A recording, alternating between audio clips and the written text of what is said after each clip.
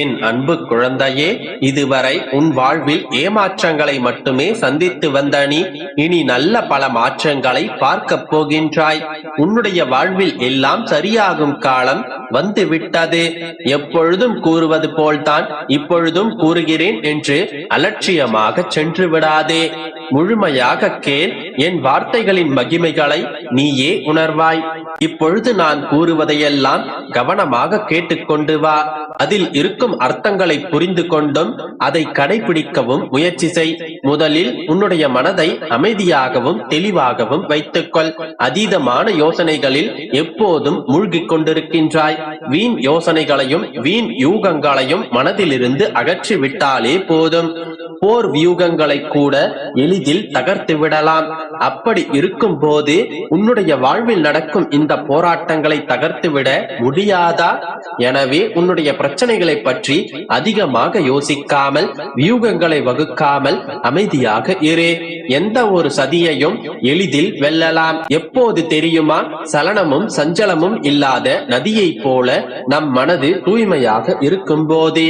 இழந்ததை நினைத்து இன்னும் பெறவில்லையே என்று நினைத்தும் வருந்தாதே.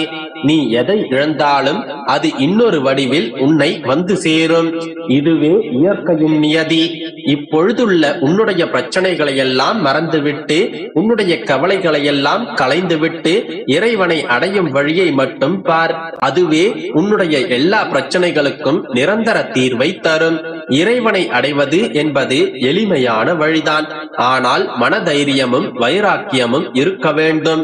எவன் ஒருவன் எதனாலும் மகிழ்வதில்லையோ, என்ன நடந்தாலும் துயரப்படுவதில்லையோ, எதையும் யாரையும் வெறுப்பதில்லையோ, எதற்கும் ஆசைப்படுவதில்லையோ, நல்லது கெட்டது இரண்டையும் துறந்தவனாய் என்னிடத்தில் பக்தி கொள்கின்றானோ அவனே எனக்கு பிரியமானவன். அவனே இறைவனையும் அடைகின்றான். எவருடைய பாவங்கள் அழிந்து விட்டனவோ, எவருடைய ஐயங்கள் தெளிவாக்கப்பட்டதோ, எவர் அனைத்து உயிரினங்களின் நலனிலும் ஈடுபாடு கொண்டவரோ, எவருடைய மனம் சஞ்சலம் நீங்கியதோ அவரே இறைவனை அடைகின்றார். சந்தேகத்திற்கு இடமில்லாமல் கூற வேண்டும் என்றால் மனம் என்பது சஞ்சலமானதுதான். வசப்படுத்துவதும் கடினம்தான். ஆனால் பயிற்சியினாலும் வைராக்கியத்தாலும் அதை நீ வசப்படுத்தலாம். அதை நீ வசப்படுத்தும் போதே இறைவனை நீ காண முடியும். உனக்கு இருக்கும் பிரச்சனைகளை எல்லாம் மறந்துவிட்டு இறைவனை பற்றிக்கொள். இறைவன் வழியில் உன்னுடைய பயணத்தை தொடங்கு. இந்த மனது நல்லது நினைக்கின்றதோ அந்த மனதிற்கு நல்லதே நடக்கும். எந்த மனிதன் மற்றவர்களும் நன்றாக இருக்க வேண்டும் என்று நினைக்கின்றானோ அந்த மனிதன் நன்றாகவே இருப்பான். இதுவே ஆத்ம வாழ்க்கையின் இயல்பு. இப்பொழுது நான் கூறிய இந்த மாற்றங்கள் எல்லாம் மனதிற்குள் நீ கொண்டு வா. இறை வழியில் செல். அப்போது இதுவரை ஏமாற்றங்களை மட்டுமே பார்த்த உன்னுடைய மனது நல்ல மாற்றங்களை பார்க்கும். மன நிறைவாக உணரும். உன்னுள் இந்த மாற்றங்கள் வர துவங்கிவிட்டாலே உன்னுடைய வாழ்க்கையில் நல்ல மாற்றங்கள் வர துவங்கும். அந்த நல்ல மாற்றங்களை எல்லாம் நீ உணரவும் தொடங்குவாய். இறைவனை பற்றி கொண்டு இறை வழியில் செல்லும் போது எந்த ஏமாற்றங்களும் உன்னை நெருங்காதே. இப்பொழுது நான் கூறிய எல்லாவற்றையும் சரியாக புரிந்து கொண்டு சரியாக நீ செயல்படுத்தி வந்தாலே உன்னுடைய அத்தனை பிரச்சனைகளும் முடிந்துவிடும்.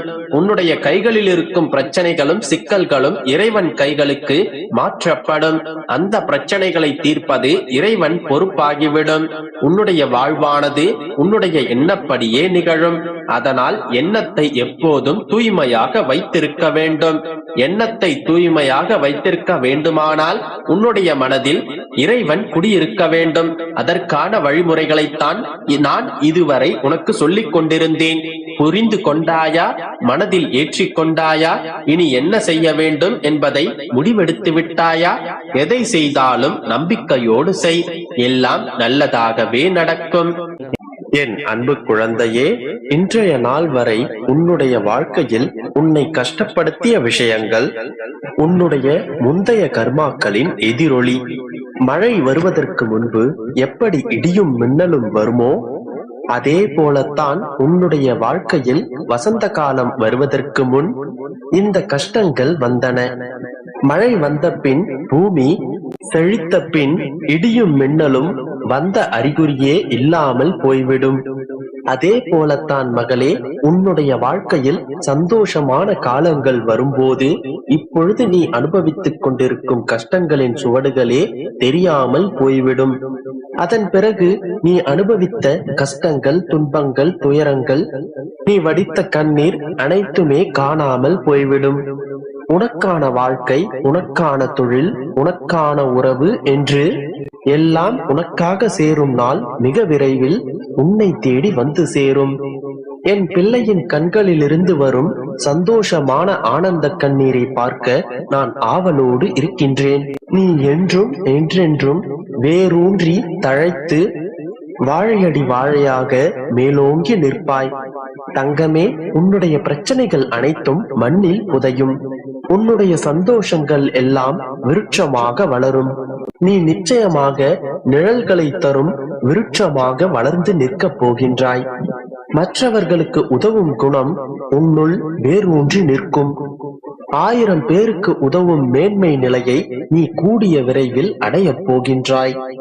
உன்னுடைய வாழ்வில் அனைத்து செல்வ செழிப்பும் நிறைந்து நிற்கும்.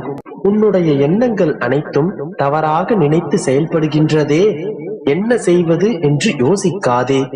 அனைத்தும் மாறும். அனைத்தையும் நிதானமாக யோசித்து செயல்படு. அவசரப்படாதே.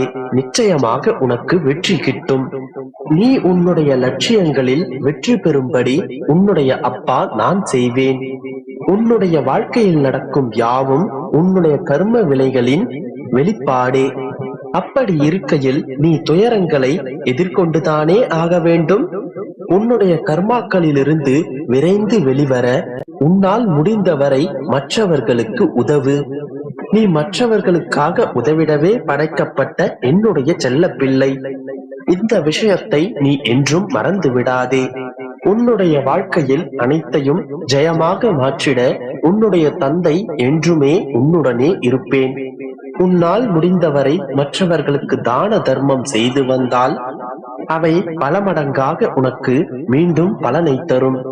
உன்னால் முடிந்தவரை மற்றவர்களுக்கு உதவி செய்து அதன் மூலம் நீ பலன் பெறுவாய் என்பதே உன்னுடைய விதியாகும். இதை நீ என்றும் மறவாதே. எனவே உன்னை சுற்றி இருப்பவர்களை நீ பார்த்துக்கொள். உன்னை உன் அப்பாவாகிய நான் பார்த்துக் கொள்கிறேன். நம்பிக்கையோடு இரு, நல்லதே நடக்கும். என் அன்பு குழந்தையே, தினமும் ஒரு பிரச்சனை, தினமும் எதையோ தேடிக்கொண்டு ஓடிக்கொண்டிருக்கின்றாய். ஏகப்பட்ட கெடுபிடிகள், நித்தம் ஒரு போராட்டம். ஒரு நாள் நிச்சயம் விடியும் என்று காத்துக்கொண்டிருக்கின்றாய். கலங்கிய விழிகளுடன் அல்லும் பகலும் காத்துக்கொண்டிருக்கின்றாய். ஒரு நாள் நடந்துவிடும், ஒரு நாள் கிடைத்துவிடும். நம் வாழ்க்கை அடியோடு மாறிவிடும். எல்லா அற்புதங்களும் நம் வாழ்வில் நிகழ்ந்துவிடும் என்றுதானே நம்பிக்கையோடு காத்துக்கொண்டிருக்கின்றாய். அப்பா, நான் செய்த தவறை நான் உணர்ந்து விட்டேன்.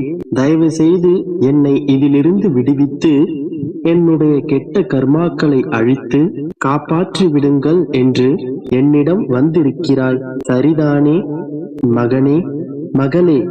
உன்னுடைய போராட்டம் எனக்கு தெரியாதா? எப்போது என்னை நீ அப்பாவாக ஏற்றுக்கொண்டாயோ, எப்போது என்னுடைய நாமத்தை உன் நாவில் உச்சரிக்க தொடங்கினாயோ, எப்போது நீ செய்த தவறை மனதார உணர்ந்தாயோ, அப்பொழுதே உன்னுடைய